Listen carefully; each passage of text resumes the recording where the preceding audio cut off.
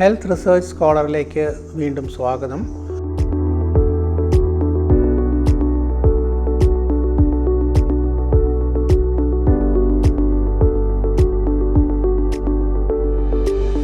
നമ്മൾ ഇത്തവണ സംസാരിക്കുന്നത് ഇൻഷുറൻസിനെ കുറിച്ചാണ്, പ്രത്യേകിച്ച് ഹെൽത്ത് ഇൻഷുറൻസ്. ഇൻഷുറൻസ് എന്ന് പറയുന്നത് പല മേഖലകളിലുമുണ്ട്. ഇൻഷുറൻസ് മേഖല തന്നെ ഒരു വലിയ സാമ്പത്തിക വിഭാഗമാണ്. ഇൻഷുറൻസ് കൊണ്ട് നമ്മൾ ഉദ്ദേശിക്കുന്നത് ഒരു ചെറിയ തുക മുൻകൂറായിട്ട് എല്ലാ കുടുംബങ്ങളിൽ നിന്നും പിരിക്കുകയും അതിൽ ആവശ്യമുള്ള ഒരു ചെറിയ ശതമാനത്തിന് മാത്രം ആ തുകയുടെ ഒരു ഭാഗം ചെലവഴിക്കപ്പെടുകയും ചെയ്യുന്ന ഒരു സംവിധാനത്തിനെയാണ്.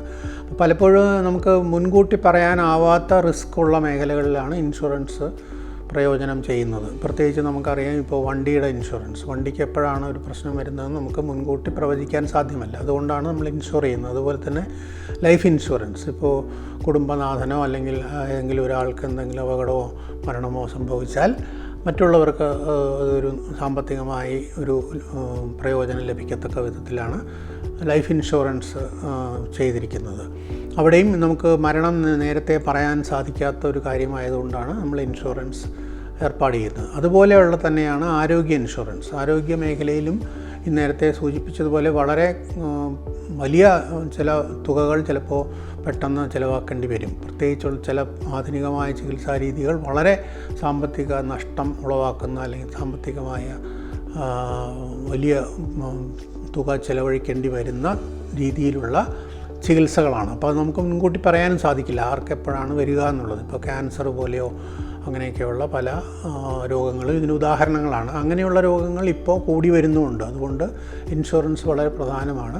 അപ്പോൾ അത് എന്താണ്, ഇപ്പോൾ അതിൻ്റെ ഒരു പ്രിൻസിപ്പിൾ എന്ന് പറഞ്ഞാൽ, എല്ലാ ആളുകളുടെ കയ്യിൽ നിന്നും ഇപ്പോൾ 1000 പേരുടെ കയ്യിൽ നിന്ന് 100 രൂപ വീതം പിരിച്ചാൽ നമുക്ക് 1 ലക്ഷം രൂപ അതിൻ്റെ ആ ഇൻഷുറൻസ് ഫണ്ടിലേക്ക് വരും. അതിൽ നിന്ന് പക്ഷേ ഈ 1000 പേരിൽ എല്ലാവർക്കും രോഗം വരണമെന്നില്ല. അതിൽ 1-2 പേർക്കായിരിക്കും രോഗം വരുന്നത്. അപ്പോൾ ഈ 1 ലക്ഷം രൂപ ആ രോഗം വരുന്നവർക്ക് വേണ്ടി ചിലവാക്കപ്പെടുന്നു. അങ്ങനെ വരുമ്പോൾ മറ്റുള്ളവർ കൊടുത്ത പൈസ കൊണ്ടാണ് അവർ ഈ രോഗം വന്നവരെ ചികിത്സിക്കുന്നത്. പക്ഷേ അത് ആർക്ക് വരാൻ പറ്റും എന്നുള്ളത് നമുക്ക് പ്രവചിക്കാനാവാത്തത് കൊണ്ട് എല്ലാവരും പൈസ കൊടുക്കാൻ തയ്യാറാവുന്നു. അതാണ് ഇതിൻ്റെ പ്രിൻസിപ്പിൾ. അതിൻ്റെ ഓഫ് കോഴ്സ് അതിന് വേറെ ഒരുപാട് ഉൾപ്പിരിവുകളുണ്ട്. എങ്കിലും ഞാൻ പൊതുവേ പറഞ്ഞു കഴിഞ്ഞാൽ ഇൻഷുറൻസ് എന്ന് പറയുന്നത് ഇതാണ് ഉദ്ദേശിക്കുന്നത്. പക്ഷേ ഹെൽത്ത് ഇൻഷുറൻസിൽ പല ഉൾപ്പിരിവുകളുണ്ട്, അല്ലെങ്കിൽ പല ഉപവിഭാഗങ്ങളുണ്ട്.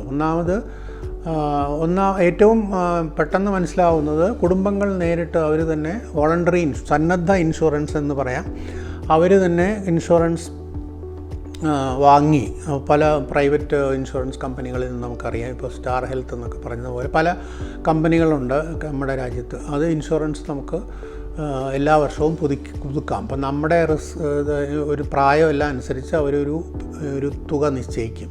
അതനുസരിച്ചാണ് അതിന് എത്രത്തോളം കവറേജ് കിട്ടുമെന്ന് അവർ തീരുമാനിക്കും. 5 ലക്ഷം രൂപ മതിയെങ്കിൽ, അപ്പോൾ നമുക്ക് അത് ഏകദേശം അറിയണം. നമുക്ക് എത്രത്തോളം നമുക്ക് പ്രായം കൂടുന്തോറും നമ്മുടെ ഇൻഷുറൻസ് പ്രീമിയം തുക കൂടും. കാരണം ഒന്നാമത് നമ്മുടെ പ്രായത്തിൽ രോഗം വരാനുള്ള സാധ്യത കൂടുതലാണ്. രണ്ടാമത് ആ ചിലവും കൂടുതലാണ്. കാരണം വളരെ കോംപ്ലക്സ് ആയിട്ടുള്ള ചിലപ്പോൾ അസുഖങ്ങളായിരിക്കും നമുക്ക് വരാൻ പോകുന്നത്. അപ്പോൾ അങ്ങനെ അതനുസരിച്ചുള്ള പ്രീമിയമാണ് അവർ വാങ്ങിക്കുക. അപ്പോൾ അതനുസരിച്ച് നമുക്ക് ഒരു ആശുപത്രിയിൽ പോകുമ്പോൾ നമ്മുടെ കയ്യിൽ നിന്ന് പൈസ ചിലവാക്കാതെ ഇൻഷുറൻസ് വഴി നമുക്ക് ആ പൈസ ഉപയോഗിക്കാൻ സാധിക്കും. അതാണ് വോളണ്ടറി ഹെൽത്ത് ഇൻഷുറൻസ്. അതുകൂടാതെ ഗവൺമെൻറ് തന്നെ നേരിട്ട് എല്ലാവരെയും ഇൻഷുർ ചെയ്യുന്ന ചില പദ്ധതികളുണ്ട്. അതിലേറ്റവും നമുക്ക് മുമ്പിലുള്ള ഉദാഹരണം ESI ആണ്, എംപ്ലോയി സ്റ്റേറ്റ് ഇൻഷുറൻസ് എന്ന് പറയുന്ന. അതായത് ഫാക്ടറികളിലും മറ്റ് തൊഴിലാളികൾ ഉൾപ്പെട്ടിട്ടുള്ള സമൂഹങ്ങളിൽ ഗവൺമെൻറ് നിർബന്ധിതമായ ഇൻഷുറൻസ്, അതായത് അവരിൽ നിന്ന് ഒരു തുക പ്രീമിയമായിട്ട് പിരിച്ച് അവർക്ക് ചില ഹെൽത്ത് ബെനിഫിറ്റ്സ് അതിൽ നിന്ന് കൊടുക്കുകയും ചെയ്യുന്നുണ്ട്. അതാണ് കമ്പൽസറി ഇൻഷുറൻസ് എന്ന് പറയുന്നത്.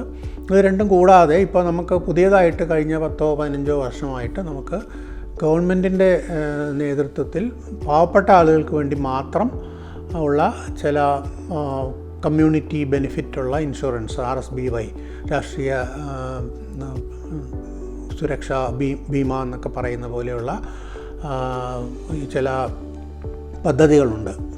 ആയുഷ്മാൻ ഭാരത്, അങ്ങനെ കേരളത്തിൽ ഉള്ള ഇൻഷുറൻസ് എല്ലാം അതിൽ പെടുന്നതാണ്. അത് ഗവൺമെൻറ് കാരുണ്യ പദ്ധതി, കാസ്പോ, അതൊക്കെ ഗവൺമെൻറ് പ്രീമിയം കൊടുക്കുകയും ആളുകൾക്ക് വേണ്ടി ഗവൺമെൻറ് പ്രീമിയം കൊടുക്കുകയും ഒരു പ്രത്യേക ലെവലിലുള്ള കവറേജ് ഗവൺമെൻറ് പ്രൊവൈഡ് ചെയ്യുകയും ചെയ്യുന്ന ഇൻഷുറൻസാണ്. അപ്പോൾ ഇൻഷുറൻസ് മേഖലയെക്കുറിച്ചും അതിലുണ്ടാകുന്ന പ്രശ്നങ്ങളെക്കുറിച്ചുമുള്ള പഠനങ്ങളും ആരോഗ്യ സാമ്പത്തിക ശാസ്ത്ര ഗവേഷണത്തിൻ്റെ ഭാഗമാണ്. ഇതാണ് ഇതിനെക്കുറിച്ച് പ്രധാനമായിട്ടും പറയാനുള്ളത്. കൂടുതൽ ഡീറ്റെയിൽസ് നമുക്ക് പിന്നീട് ചർച്ച ചെയ്യാം. നന്ദി.